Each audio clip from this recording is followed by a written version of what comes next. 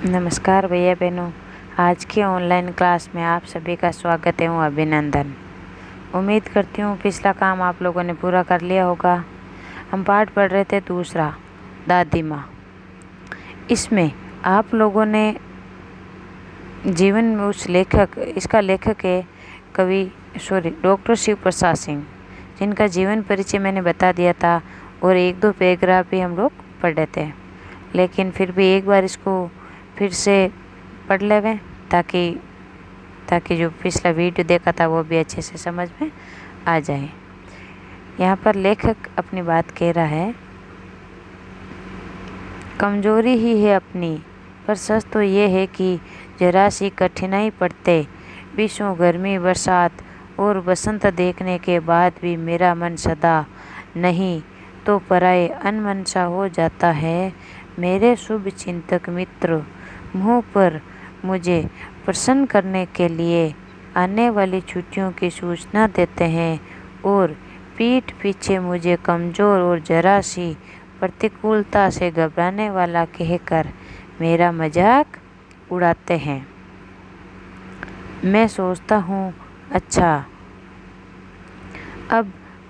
अब कभी उन बातों को नहीं सोचूंगा। ठीक है, जाने दो, सोचने से होता ही क्या है।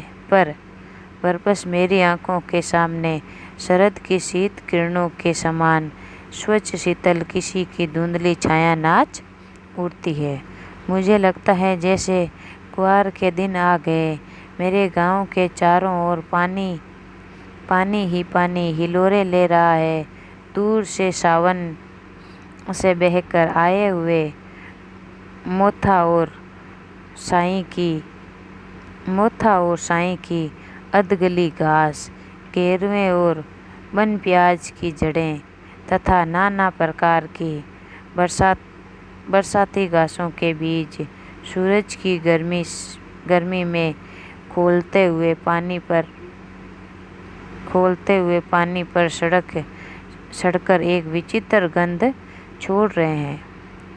रास्तों में कीचड़ सूख गया है और गांव के लड़के किनारों पर झाग भरे जलाशयों में धमाके से कूद रहे हैं। अपने अपने मौसम की अपनी अपनी बातें होती है।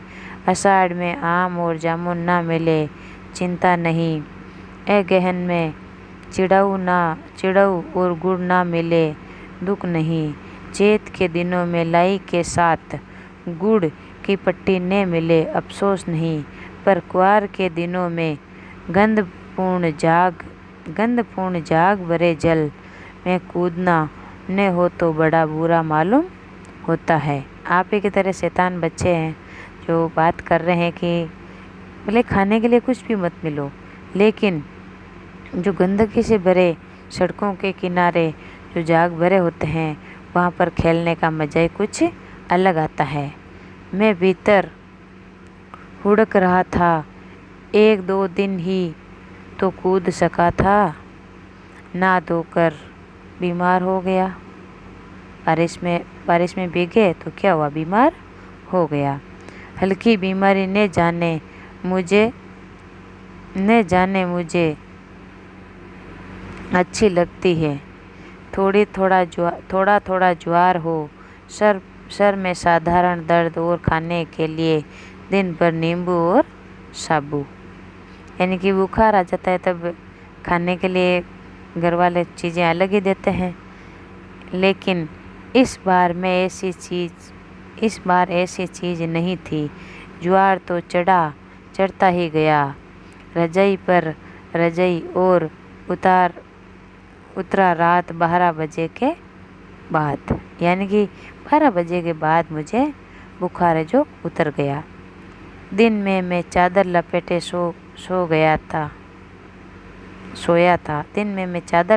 सोया था। दादी माँ आई, शायद नहाकर आई थी उसी जाग वाले जल में। पतले दुबले सने शरीर पर, ये सने वो वाला सने नहीं है, प्रेम वाला। इसको थोड़ा काट के सही कर लेना, हो सकता है मिसप्रिंट हो गया हो। ये सने यानी कि धीरे धीरे वाला सने मेरे शरीर पर सफ़ेद किनारीहीन धोती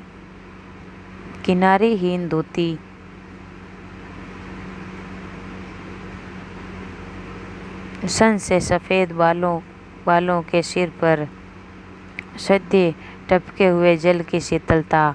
आते ही उन्होंने सर पेट छुए, आंचल की गांठ खोल किसी अदृश्य शक्तिधारी के चबूतरे की मिट्टी मुंह में डाली, माथे पर लगाई। दिन रात चारपाई के पास बैठी रहती, कभी पंखा जलती, कभी जलते हुए हाथ पैर कपड़े से सहलाती, सर पर दालचीनी का लेप करती और 20 बार छू छू कर ज्वार का अनुमान लगाती। हांडी में पानी आया ही नहीं। हांडी में पानी आया ही नहीं।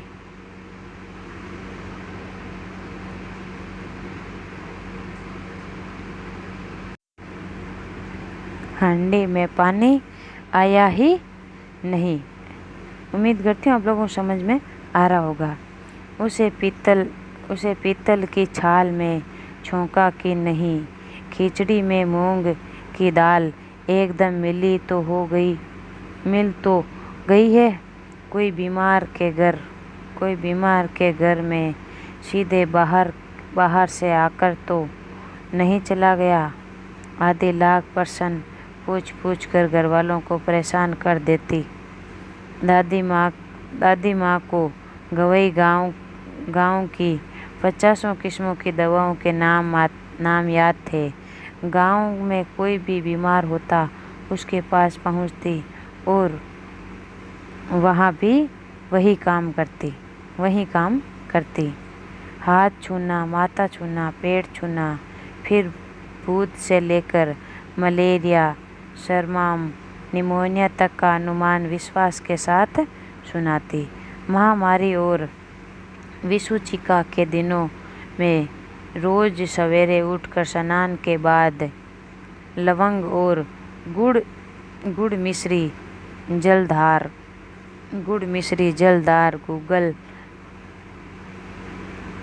गूगल और धूप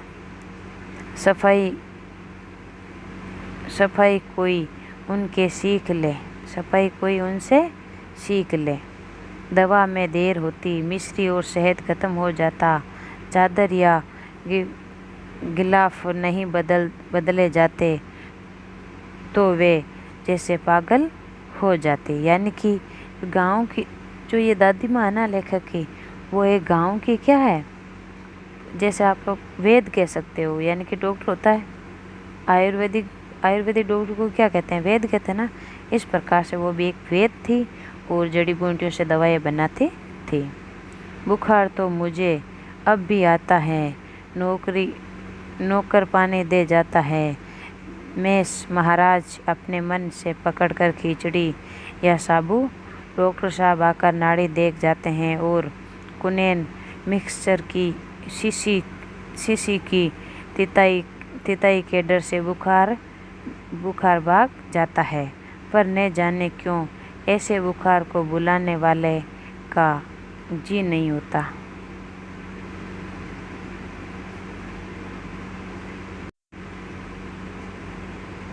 किशन भैया की शादी ठीक हुई। दादी माँ के उत्साह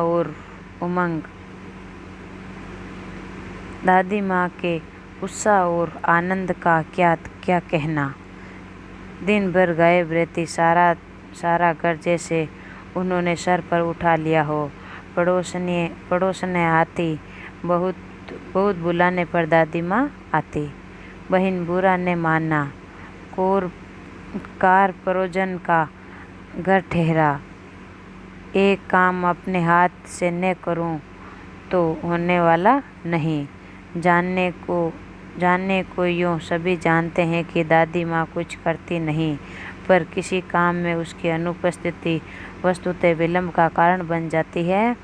उन्हीं दिनों की बात है। एक दिन दोपहर को मैं सोकर लौटा। निकसार में दादी माँ किसी पर बिगड़ रही थी। देखा पास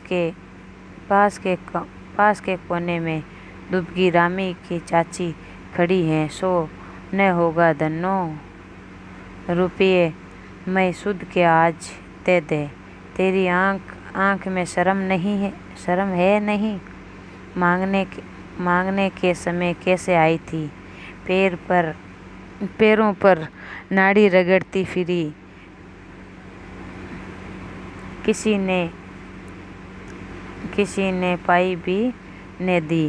अब लगी है आजकल करने। फसल में दूंगी। अब क्या तेरी खातिर दूसरी फसल काटेगी? धन्यवाद भैया बहनों, आज के लिए इतना ही काफ़ी है। अगला टॉपिक हम अगली क्लास में शुरू करेंगे। तब तक के लिए धन्यवाद।